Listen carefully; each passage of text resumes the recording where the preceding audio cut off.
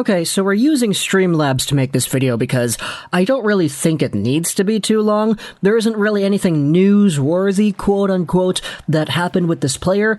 All we're talking about is Edmonton Oilers player Tyler Benson and what happened to him today that kind of piques my interest and actually makes me very curious as to how things have gone. Yesterday we had ourselves Tyler Benson, who was placed onto waivers, and as the 24-hour waiver period proceeded, I was kind of thinking to myself all of yesterday and most of this morning, okay, we're going to make a video talking about Tyler Benson, and when he gets claimed, we're going to talk about the profile, the story, the entire history that I personally have when it comes to viewing this player. But that didn't happen because he actually went unclaimed. Where's the tweet? Oh boy, it's gone. Let's refresh that. Here we go. So, it's back here. Tyler Benson did indeed clear waivers, and he has been loaned over to the Bakersfield Condors, the Edmonton Oilers have announced 4 hours ago. Now, my immediate reaction after seeing this was, holy crap. Every NHL team had a free chance to take Tyler Benson, and none of them said yes? Are you kidding me? What the heck is going on with this guy?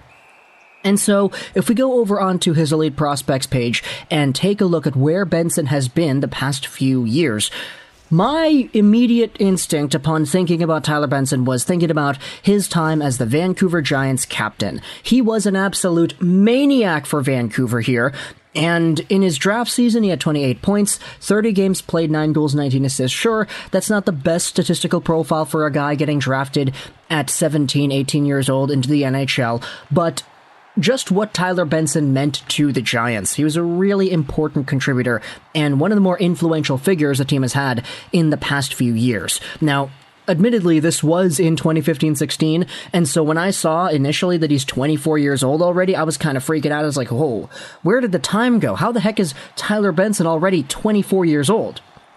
But either way, he was drafted in the 16 NHL Entry Draft, second round, 32nd overall, so immediately after the first round was over, and a lot of people would be quick to point out that there were some pretty notable talents that went almost immediately after Tyler Benson in this NHL Entry Draft. You have Rasmus Asplund, Jordan Kyrou, Libor Hajek, Alex DeBrincat is the big one, Jonathan Dahlian over here is another name as well.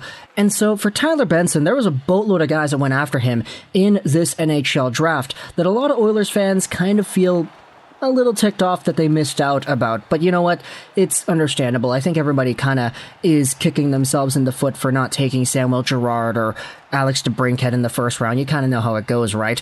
But for Tyler Benson, he has always been a super good AHL guy. 66 points in 68 games in his first full season in the AHL as a 20-year-old. He had his chance to play in the NHL where he had 1 point in 7 games, got sent back down to AHL hockey, was also a pretty good player over there.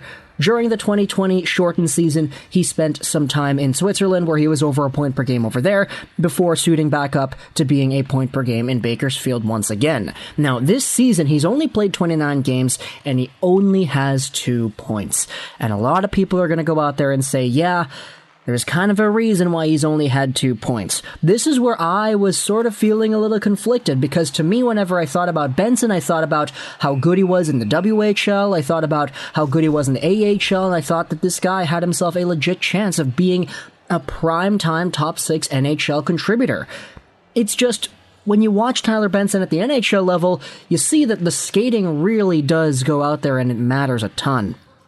Skating in the AHL is something you can get away with being not the best skater in the world. You can be a little bit clunky on your edges and still have success. And for Tyler Benson, he is an amazing playmaker. Like, this guy's got such good passing ability, such good vision in the offensive zone. It's why he's got all these points. But the skating is not good enough just yet to really be a primetime NHL guy. Now, he has been slowed down a ton by injuries, which is why he has had some seasons where he's played fewer games than others, and you really don't want to see anybody go out there and exhibit a profile like this where you're getting slowed down every few years, it appears. But for Tyler Benson, I'm just super shocked to seeing that nothing has gone right for this guy at the NHL level. I mean, 2 points in 29 games is not good enough to stick around. And believe me when I say I have seen some Oilers fans out there, before this waiver thing went down, saying things like, oh, Josh Archibald, Zach Kassian, Tyler Benson, is Tyler Benson really worse than all these other guys? And maybe in isolation, the answer wouldn't necessarily be yes. You could say that Tyler Benson might have a better offensive edge than a Zach Kassian or a Josh Archibald, but there still are other intangibles that make NHL players. And for Tyler Benson, it appears that from the Oilers' point of view, he just isn't that. Here is the tweet from Patrick Johnston talking about Tyler Benson. If I'm the Canucks, I'd put a waiver claim in on Tyler Benson, even without the Höglander groin injury. He didn't get to play a ton in Edmonton, but he put up a solid Corsi for percentage and was getting PDO'd. The team on-ice shooting percentage was .458 this season, and that is absolutely brutal. And so, in the amount of time that Benson did play with the Oilers and actually spent on the ice, the team was not shooting greatly at all, and you only saw him go out there, get 1 goal and 1 assist in his NHL career so far. I mean, he's played a total of, 29 plus 7, so 35 or 36 games in the NHL. Only 2 points out there.